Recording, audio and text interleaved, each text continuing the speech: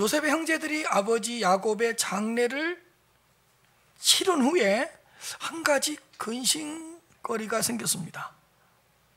뭐냐? 요셉의 형제들이 그들의 아버지가 죽었음을 보고 말하되, 요셉이 혹시 우리를 미워하여 우리가 그에게 행한 모든 악을 다 갚지나 아니할까? 이런 염려가 생긴 거예요. 아버지 야곱이 죽었기 때문에 요셉이 혹시 우리를 미워하여서 우리가 그에게 행한 모든 악에 대하여 복수는 하지는 않을까? 복수를 하지 않을까? 이런 근심. 아니, 우리에게 복수를 하고 싶었는데 지금 아버지가 살아계시기 때문에 아버지가 죽기까지 잠시 보류하고 있었던 것은 아닐까? 요셉이 아버지를 너무 존경하기 때문에 아버지를 존경하는 의미에서 그냥 우리를 용서한다고 했던 것은 아닐까? 라는 그런 염려를 하게 되었습니다. 그래, 이제 아버지가 죽었기 때문에 그동안 감추었던 본색을 드러내면서 우리를 괴롭히지는 않을까? 라는 이런 근심이죠. 요셉의 형제들은 요셉의 용서를 받아들이지 못하고 있었던 것 같습니다. 그동안 여러 가지 행동으로 형들을 진정으로 용서했다는 어떤 사인, 증거들을 많이 보여주었는데도 불구하고 요셉의 용서를 깔끔하게 받아들이지 못하고 있었던 것 같습니다. 요셉의 형들은 요셉의 용서를 의심하고 있었습니다. 이런 거 보면 용서를 하는 것도 힘든데 용서를 받아들이는 것도 얼마나 힘든지를 알 수 있습니다. 용서를 했는데 용서를 못 받아들이잖아요. 자, 16절에서 17절입니다. 요셉에게 말을 전하여 이르되, 당신의 아버지가 돌아가시기 전에 명령하여 이르시기를, 너희는 이같이 요셉에게 이르라. 내 형들이 내게 악을 행하였을지라도 이제 바라건대 그들의 허물과 죄를 용서하라 하셨나니 당신 아버지의 하나님의 종들은 우리 죄를 이제 용서하소서 하매 요셉이 그들이 그에게 하는 말을 들을 때 울었더라. 요셉의 형들이 요셉에게 전가를 보낸 거예요. 사람을 보내서 아버지께서 돌아가시기 전에 형들에게 남겼던 유언을 요셉에게 대신 전해준 거예요. 그 아버지가 돌아가시기 전에 형들한테 무슨 유언을 남겼냐? 16절입니다. 당신의 아버지가 돌아가시기 전에 명령하여 이르시기를, 너희는 이같이 요셉에게 이르라. 네 형들이 너희에게 악을 행하였을지라도 이제 바라건대 요셉아, 너는 그들의 허물과 죄를 용서하라. 아버지께서 남기셨던 유언을 전가를 통해서 요셉에게 알려준 겁니다. 그러면서 뭐라고 그러냐? 자기들 이야기를 하는 거예요. 당신 아버지의 하나님의 종들인 우리 죄를 이제 용서하십시오. 자기들을 용서해달라고 딱 이렇게 전가를 통해서 요셉에게 알린 겁니다. 요셉의 형들이 굉장히 머리를 많이 쓴 것 같아요. 왜냐? 먼저 돌아가신 아버지 야곱을 언급합니다. 당신의 아버지가 돌아가시기 전에, 이런 표현을 보면 이런 거죠. 당신의 아버지 야곱이 곧 우리의 아버지 야곱인데, 아니 그 아버지께서 허물과 죄를 용서하라고 하셨는데 용서해 주어야 되지 않겠습니까? 이런 형식이에요. 그 다음에 당신의 아버지인 하나님을 언급합니다. 당신의 아버지의 하나님의 종들인 우리라고 이렇게 이야기하는 걸 보면 이런 거죠. 우리도 당신의 아버지가 섬겼던 그 하나님을 섬기는 종들입니다.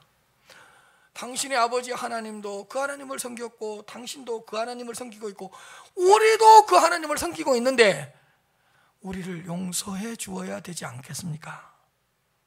형들이 되게 머리를 많이 쓴 거예요. 어떻게 하면 요셉으로부터 다시 용서를 받아낼 수 있을까? 어떻게 하면 요셉의 마음을 돌려놓을 수 있을까? 돌아가신 아버지의 유언을 언급하고 돌아가신 아버지가 섬겼던 그 하나님을 언급하고 이런 거죠. 한 아버지의 자식 아닙니까? 그리고 우리가 같은 하나님을 섬기고 있지 않습니까? 그러니 우리의 죄를 이제 용서해 주십시오.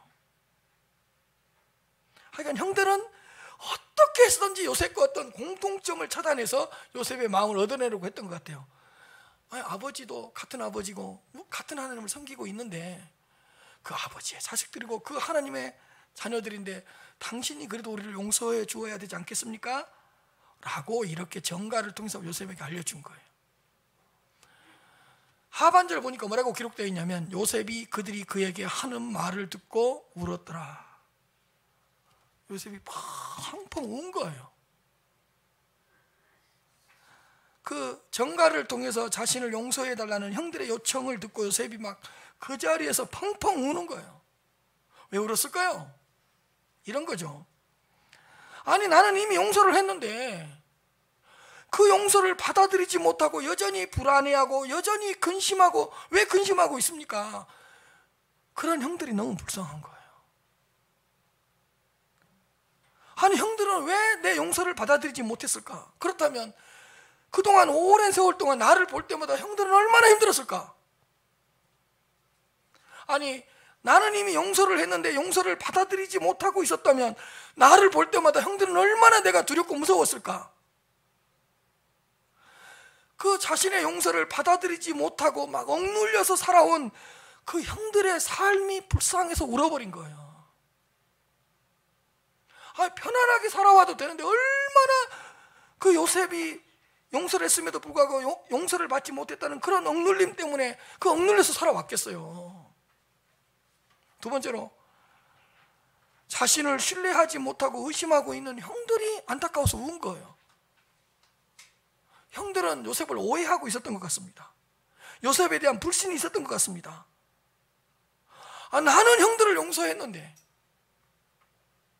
나는 형들을 깔끔하게 용서했는데 왜 나를 신뢰하지 못합니까?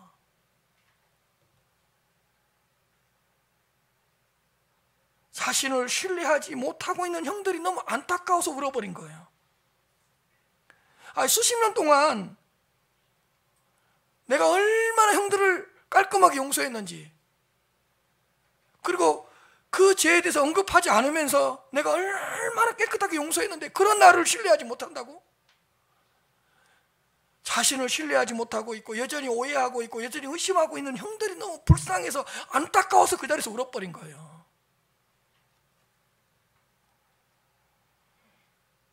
형들이 너무 안쓰러운 거예요. 자신을 너무 신뢰하지 못하고 있어서.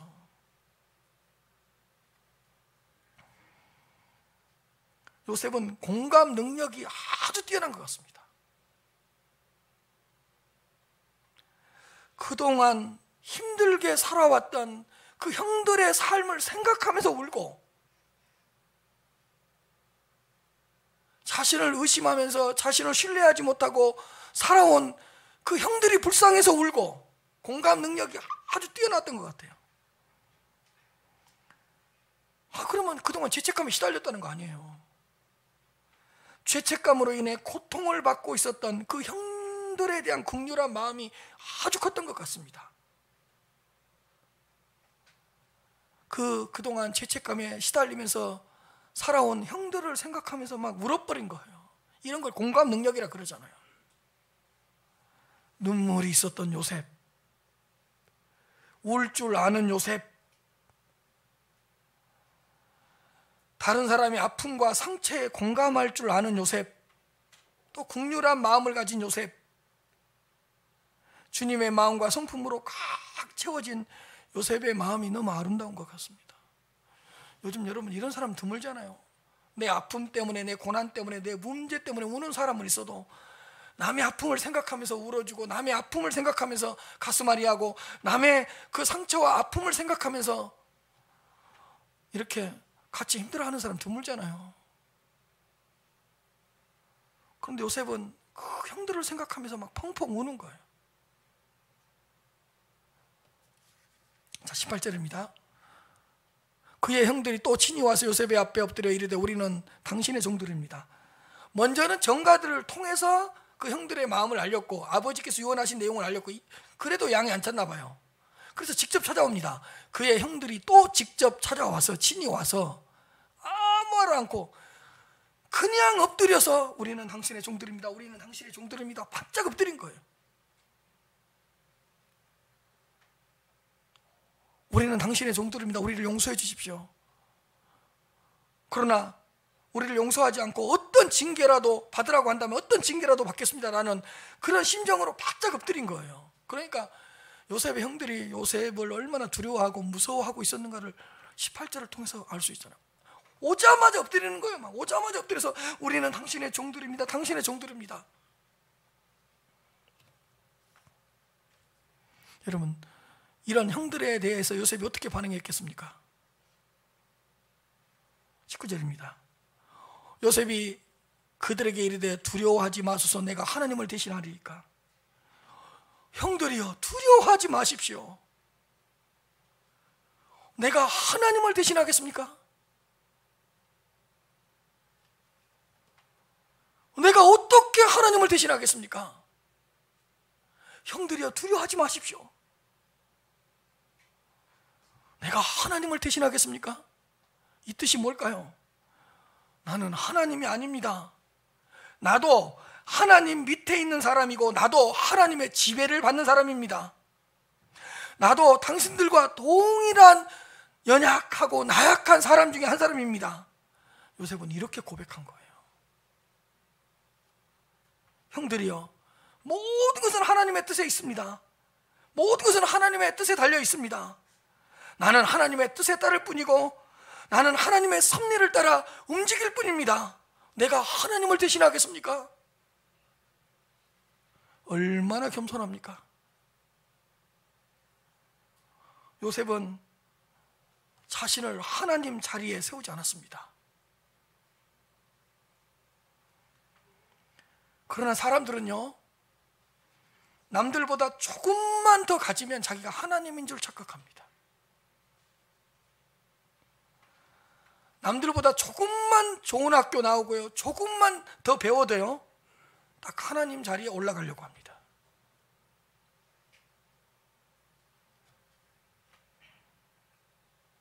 남들보다요, 어떤 한 부분에서 조금만 뛰어나고 탁월하잖아요. 그럼 딱 하나님의 자리에서 앉아서 심판자 노릇을 합니다. 본인이 하나님인 것처럼, 하나님을 대신하는 자인 것처럼. 사람은요, 조금만 남들보다 5년 더 10년 더 빨리 성공하잖아요. 그럼 딱 하나님 자리에 앉아서요, 본인이 재판장 노릇을 하면서 심판하고 판단하고 정죄합니다.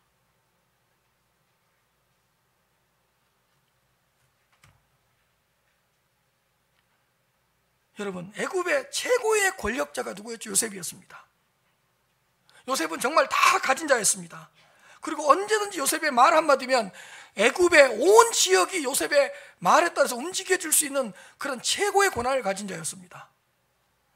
애굽 온 땅이 요셉의 입에 달려 있었습니다. 그러나 요셉은 이렇게 고백합니다. 형님들이여, 두려워하지 마십시오. 내가 하나님을 대신하겠습니까? 사랑하는 성도 여러분, 제가 항상 이야기하죠. 하나님은 하나님 자리에 두시고 피조물인 나는 피조물 자리에 두시기를 바랍니다. 하나님을 창조주의 자리에 두고 나를 피조물 자리에 두었으면 좋겠습니다.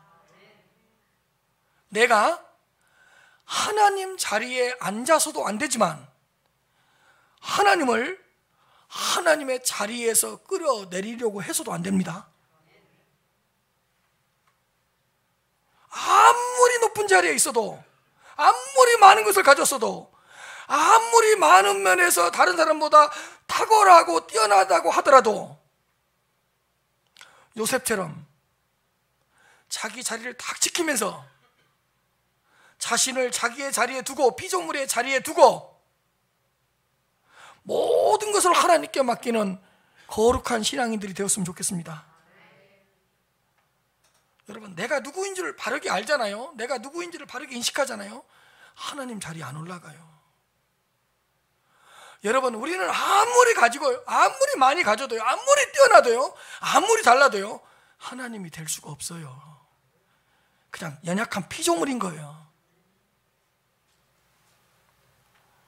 여러분, 신앙이 뭐죠?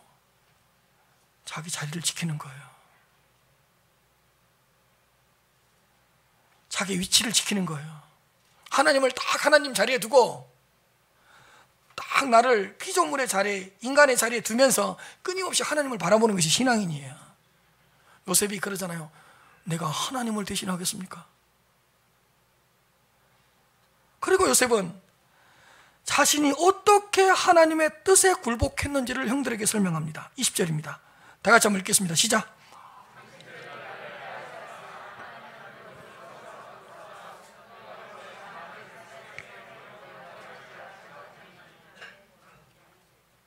보세요. 당신들은 나를 해하려고 하였으나, 요셉은 형들이 자신에게 어떤 잘못을, 어떤 악을 행하였는지를 잘 알고 있었습니다. 당신들은 나를 죽이려고 했습니다. 알고 있었어요. 사실 형들의 악한 행동 때문에 요셉은 수없이 많은 고난을 겪었습니다. 여러분, 딱 요셉을 보면 예수님의 모습이 보여요. 요셉의 고난을 딱 따라가다 보면 아하, 예수 그리스도께서 당하셨던 고난이 보여요. 그 정도로 요셉이 많은 고난을 당했어요. 형들의 악한 행동 때문에. 어렸을 때부터 가족들에게 버림을 받았고요, 구덩이에 던져졌고요, 팔려도 이방인의 땅에 타국의 노예로 팔렸고요, 한순간에 나라를 잃었고요, 사랑하는 아버지와도 헤어졌고요, 잃어버리되 모든 것을 잃어버렸고요, 주인의 아내에게 희롱을 당했고요, 그래서 감옥에 갇혔고요, 술 맡은 관원장에게 배신을 당했고요. 죽을 고비가 한두 번이었습니까? 형들의 악한 행동 때문에 요셉이 얼마나 많은 고난을 당했는가 몰라요. 당신들은 나를 해하려고 했습니다. 근데 여기서 멈추지 않았어요. 하나님은 그것을 손으로 바꾸사 오늘과 같이 많은 백성의 생명을 구원하게 하시려고 하셨나니, 그러나 하나님은 그것을 손으로 바꾸셔서, 하나님은 그것을, 그 형들의 악을 손으로 바꾸셔서 오늘과 같이 많은 백성의 생명을 구원하게 하셨습니다. 요셉은 하나님의 또 섭리를 고백하고 섭리신앙을 가지고 있었던 거예요. 하나님은 그 악을 손으로 바꾸셨다는 거예요. 하나님은 악을 손으로 바꾸셨습니다. 죽음을 생명으로 바꾸셨습니다. 어두움을 빛으로 바꾸셨습니다. 요셉의 좌절과 절망을 소망으로 바꾸셨습니다. 노예인 요셉을 총리 요셉으로 바꾸셨습니다. 감옥에 있었던 요셉을 끌어내서 감옥을 왕궁으로 바꾸셨습니다. 죄수의 옷을 벗기고 총리가 입을 수 있는 세마포 옷으로 바꾸셨습니다.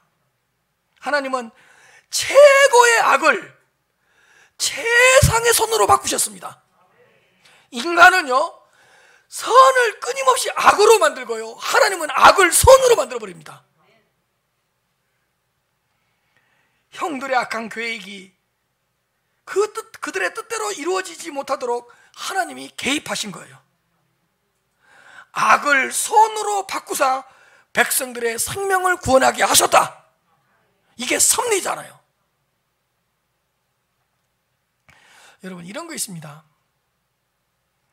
하나님은 선한 도구를 사용하셔서, 선한 사람들을 사용하셔서 하나님의 뜻을, 하나님의 섭리를 이루실 때가 있어요. 그럴 때는 하나님의 자녀들이 굉장히 좋아합니다. 아멘 아멘 하면서, 그렇지, 하나님의 뜻은 역시, 하나님의 섭리는 막 이렇게 인정하면서 갑니다. 그리고 역시 우리 하나님이시야, 역시 우리 하나님이시야 하면서 막 하나님을 찬양하고 하나님의 뜻을 찬양합니다. 왜? 선한 사람들을 통해서, 선한 방법들을 통해서 하나님의 뜻이 이루어지고 있는 것이 내 눈에 보이니까. 그런데 하나님은요, 당신의 뜻을 이루고 당신의 섭리를 이루어 가실 때요, 항상 선한 사람들, 선한 도구들만을 이용해서 이끌어 가시는 것은 절대로 아닙니다. 때로는요, 악을 통해서도, 때로는 어두움을 통해서도 때로는 악한 사람을 통해서도 하나님의 섭리를 이루어가고 하나님의 뜻을 이루어 가십니다. 이럴 때 하나님의 자녀들은 탄식해요. 왜? 사람의 눈으로 보기에는 하나님의 뜻과는 하나님의 거룩한 목적과는 전혀 상관없는 일들이 내 눈안에 펼쳐지고 있기 때문에 그때 탄식한다고요. 막 악이 거의 이기는 것 같고 악한 사람이 기세를 잡는 것 같고 막 더 이상은 선한 결말이 일어날 것처럼 보이지 않기 때문에 막 탄식하는 거죠. 그런데 하나님은 악을 통해서도 선을 이루실 때가 있고요, 악한 사람들을 사용해서 선을 이루실 때가 있고요, 악한 도구들을 통해서 하나님의 뜻을 이루어 가실 때가 죄송한데 훨씬 많아요.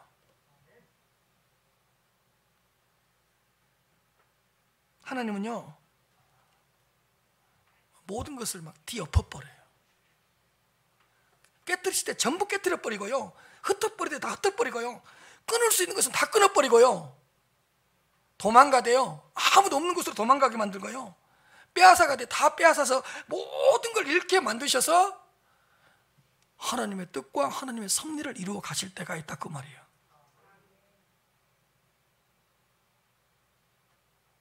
막 선한 사람을 통해서, 선한 방법을 통해서 하나님의 뜻을 이루어 가신 것이 아니라 그냥 평범한 내 인생, 잔잔하게 살아가고 있는 내 인생을 확 휘젓고 뒤집어져서, 그래서 하나님의 뜻을 이루어가고 하나님의 섭리를 이루어 가실 때가 있다, 그런 뜻이에요. 그때 우리는 놀라죠. 어떻게 하나님이, 아니 잘 살고 있어요, 내 인생 평범해요, 그래도 나름대로 괜찮아요. 근데 하나님이 갑작스럽게 내 인생에 급브레이크를 밟게 만드네. 급브레이크를 밟으면 어때요? 막 정신이 없잖아요. 그래서 막 헷갈리게 해요. 뭔가 모든 것을 흔들거리게 만들어요. 그런 것들을 통해서도 하나님의 뜻을 이루어 가신다.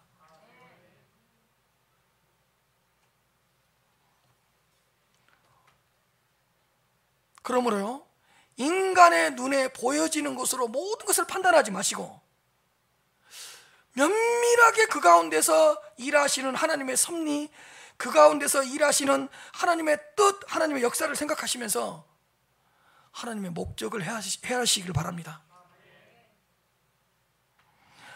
불경스러운 표현인데 이거 있잖아요. 하나님 안 도와줘도 되니까 가만히 내 인생 내버려 두세요. 그냥 잘 나름대로 살고 있고 괜찮게 살아가고 있는데 뭐 하려고 내 인생 개입하시고 뭐 하려고 내 인생 손을 대서 이렇게 헷갈리게 만들고 이렇게 급브레이크를 밟게 만들어서 내 인생을 왜 이렇게 휘저 놓으십니까? 하나님 안 도와줘도 되니까 그냥 내버려 두세요. 이럴 때가 있잖아요. 조금 불경스러운 표현인데, 근데 하나님은요 가끔가다 휘저어버린다니까요. 그냥 뒤엎어버린다니까요. 근데 그런 것들을 통해서 나를 향한 하나님의 섭리, 하나님의 뜻, 하나님의 목적이 이루어지게 하신다, 그런 뜻입니다.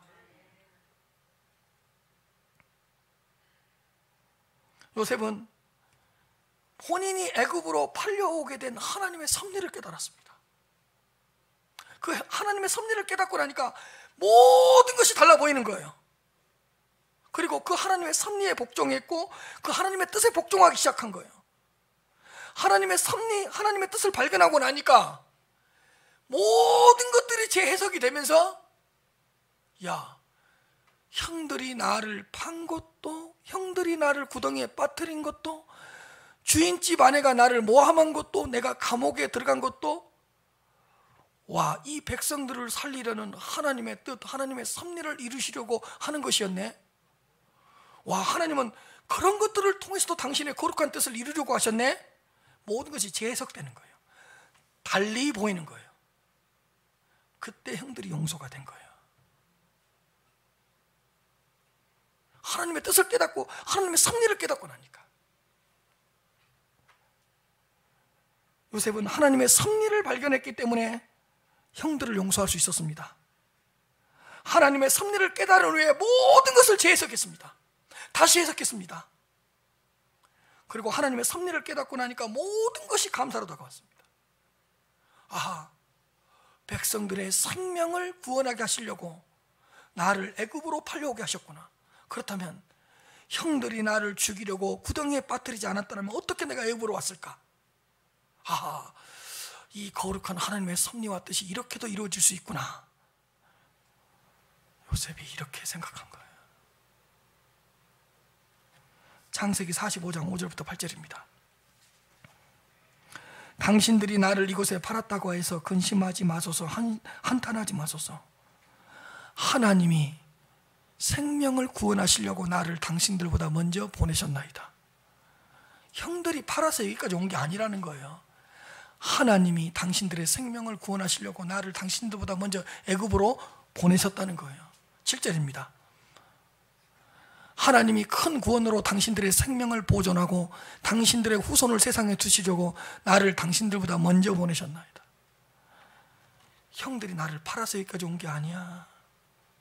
형들이 나를 죽이려고 해서 여기까지 온 게 아니야. 큰 그림을 보니까 하나님의 섭리가 있었던 거네. 하나님의 뜻이 있었던 거네. 그런즉 나를 이리로 보낸 이는 당신들이 아니요 하나님이시라. 하나님이 나를 바로에게 아버지로 삼으시고 그 온 집의 주로 삼으시며 애굽 온 땅의 통치자로 삼으셨나이다. 하나님의 섭리를 인정해버린 거예요.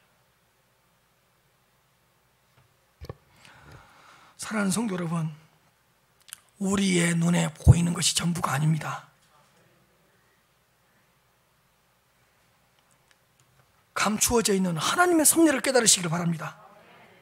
그냥 보면 보이지 않지만 가만히 들여다보면 보이는 그 하나님의 뜻을 깨달으시기를 바랍니다. 여러분, 내가 어떤 문제를 당했어요. 그러면 그 문제하고만 싸우지 마시고 하나님과의 관계 속에서 그 문제를 바라보시길 바랍니다.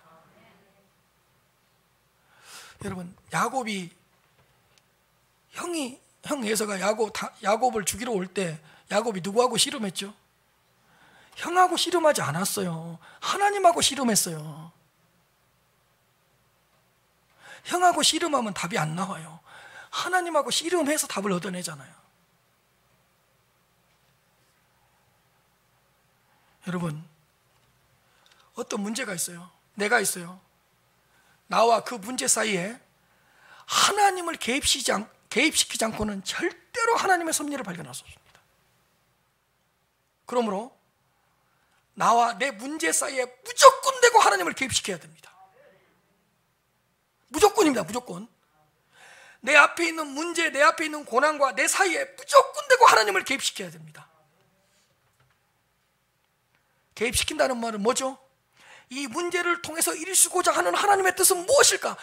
왜냐고 묻지 말고 이 문제를 통해서 이루시고자 하는 하나님의 뜻은 뭘까? 제가 누구를 개입시켰죠?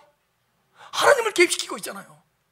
이 고난을 통해서 이루시고자 하는 하나님의 목적은 무엇일까? 끊임없이 하나님을 개입시켜야 돼요. 그 문제를 하나님의 시선으로 바라보지 않으면 하나님의 섭리와 하나님의 뜻을 깨달을 수 없습니다. 내 눈으로 바라보고 내 시선으로 바라보면 절대로 풀리지 않습니다. 하나님의 눈으로, 하나님의 관점으로 그 문제를 바라볼 때 거기에서 하나님의 뜻이 보이고 하나님의 섭리가 보이는 것입니다. 왜냐고 묻지 말고 이것을 통해서 이루시고자 하는 하나님의 뜻은 무엇일까? 하나님의 섭리는 무엇일까? 이렇게 하나님을 개입시켜야 돼요. 요셉은 하나님의 섭리를 고백했기 때문에 형들을 용서할 수 있었습니다. 욥기 1장 21절에서 22절입니다. 욥이 자녀들을 다 잃고 재산을 다 잃었을 때 고백했던 고백입니다. 동방의 최고의 부자가 욥이었습니다. 근데 하나님이 다 뺏어가 버리고 모든 것을 다 잃어버리게 만들었어요. 그때 요셉의 고백입니다. 이르되 내가 모태에서 알몸으로 나왔사온즉 또한 알몸이 그리로 돌아가올지라.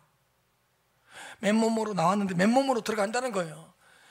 주신 이도 여호와시요 거두신 이도 여호와이시오니 여호와의 이름이 찬송을 받으실지어다. 이게 뭐죠? 하나님의 섭리를 고백하는 거예요. 주신 분이 가져가셨다. 주신 분도 하나님이시요 가져가신 분도 하나님이시니 여호와여 당신이 가져가신 데는 특별한 이유가 있지 않겠습니까? 찬송을 받아 주시옵소서. 이 모든 일에 욥이 범죄하지 아니하고 하나님을 향하여 원망하지 아니하니라.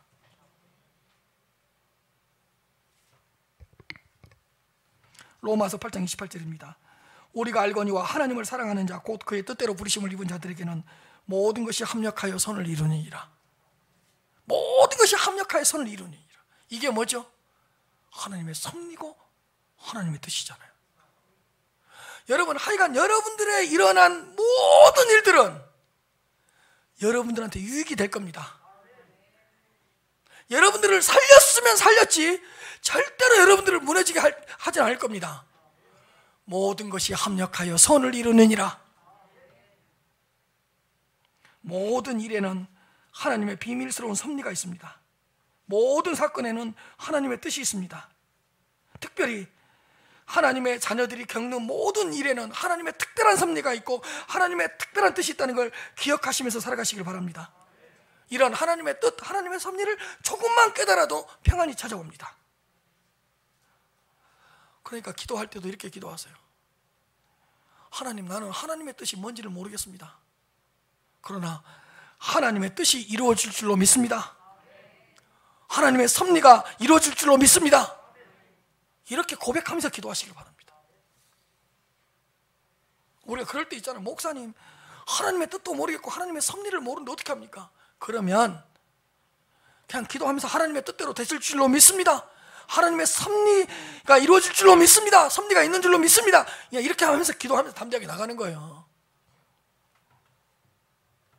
그래도 또 이런 질문을 던져요. 목사님, 그래도 하나님의 뜻과 섭리는 뭡니까? 이 고난 속에 있는 하나님의 뜻과 섭리는 뭡니까? 저한테 질문할 때가 있어요. 저도 할 말이 있어요. 잘 들으세요. 어떤 문제가 있는데 그 문제를 가지고 하나님 앞에 기도하고 있다면 거기에는 반드시 하나님의 뜻이 있다. 다시, 어떤 고난이 있고 아픔이 있고 어려움이 있어요. 근데 그 아픔과 고난을 가지고 하나님 앞에 엎드리고 있다면, 하나님 앞에 기도하고 있다면 그곳에는 반드시 하나님의 섭리가 있고 하나님의 뜻이 있습니다. 하나님의 뜻이 있고 섭리가 있다는 걸 뭘로 증명하면 돼요? 기도예요. 기도.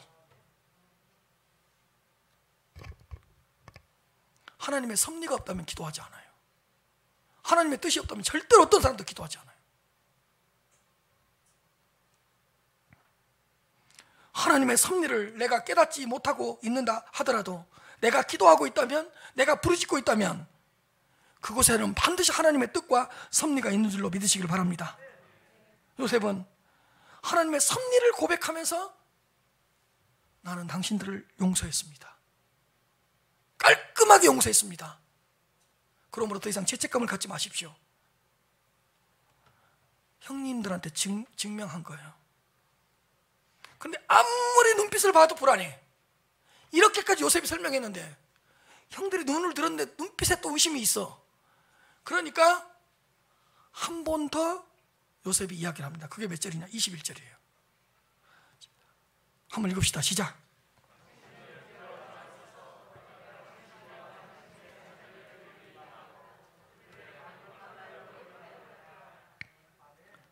형님들이요, 두려워하지 마십시오. 아직도 내 용서를 받아들이지 못하겠습니까? 내가 당신들과 당신들의 자녀를 먹여 살리겠습니다. 이래도 못 믿겠습니까? 내가 당신들과 당신들의 먹을 거, 마실 거, 입을 거 다 채워드리겠습니다. 보세요. 그들을 간곡한 말로 위로하였더라. 요셉이 빌었어요. 빌었어. 내 용서 좀 받아들여 주십시오. 내가 용서했는데 내 마음을 몰라주겠습니까? 몰라줍니까? 내가 용서했다니까요. 당신들을 먹여 살린다니까요. 당신들의 자녀들을 책임져 주신다니까요. 용서 좀 받아들여 주십시오. 이렇게 했다니까요. 이건 뭐가 거꾸로 돼도 거꾸로 된 거죠. 제가요, 여기서 정말 중요한 걸 하나 깨달았어요. 여러분, 뭔지 아세요? 여러분, 용서하는 자가 있고 용서를 받는 자가 있어요. 보통 우리는 누구 쪽을 강조하죠? 용서를 받는 쪽이에요. 왜냐? 용서를 받는 사람의 태도와 자세가 중요하잖아요. 그런 거 아닌가요? 용서를 받으려면 용서받을 수 있는 어떤 태도와 자세와 그런 마음가짐을 가지고 와야 되잖아요. 맞죠? 근데요, 제가 오늘 본문을 통해서 깨달은 거 있어요. 용서를 받는 자의 태도와 자세도 중요한데요, 용서를 하는 자의 태도와 자세도 너무 중요합니다. 왜 그런 줄 아세요? 용서를 베푸는 자가요, 표정 관리, 말투, 행동을 잘못하면 용서를 받아들이지 못해요. 사실은 여러분, 오늘 본문에서는 용서를 받아들이는 자가 긴장하지 않고 누가 더 긴장하고 있죠? 용서를 하는 요셉이 훨씬 더 긴장하고 있어요. 잘 보세요. 행여나 나는 용서를 했는데, 용서했다고 선언을 했는데 내 표정과 내 말투와 나의 행동 때문에 내 용서를 받아들이지 못할까 봐, 이런 거 보면 여러분, 우리도 누군가를 용서할 때 표정 관리 잘하세요. 말투를 바꿔야 돼요. 눈빛을 바꿔야 돼요. 그리고요, 여기 보세요. 용서할 때요, 그 사람이 용서를 받아들일 수 있는 분위기, 환경을 만들어 놓고 용서해 주세요. 그래야지 그 사람이 편안하게 용서를 받아들여요. 나 너 용서했어? 근데 눈빛은 독이 있어. 나 너 용서했어? 근데 말투가 아니야. 그럼 용서를 못 받아들여요. 요셉 보세요. 용서했어요. 그럼에도 불구하고 형들에게 불안한 눈빛이 있으니까, 형들이여 나를 보세요. 내가 당신들과 당신들의 자녀들을 길러주겠습니다. 내가 형들을 용서하지 않았다면 어떻게 길러준다는 말을 하겠습니까?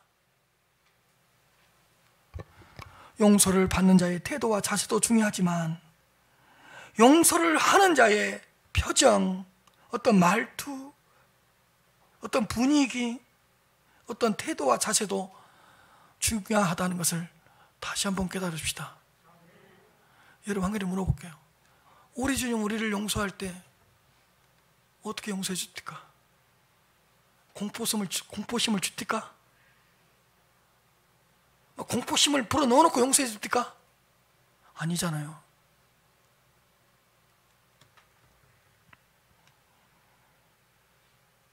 요셉은 하나님의 섭리를 다 고백하고 모든 것을 재해석하면서 용서했습니다. 용서할 때도 요셉처럼 용서합시다. 용서를 받아들이지 못한다고 책망할 것이 아니라 용서를 받아들이는 자의 마음을 최대한 헤아리면서 용서할 수 있는 성숙한 그리스도인이 되시기를 주님 이름으로 축복합니다.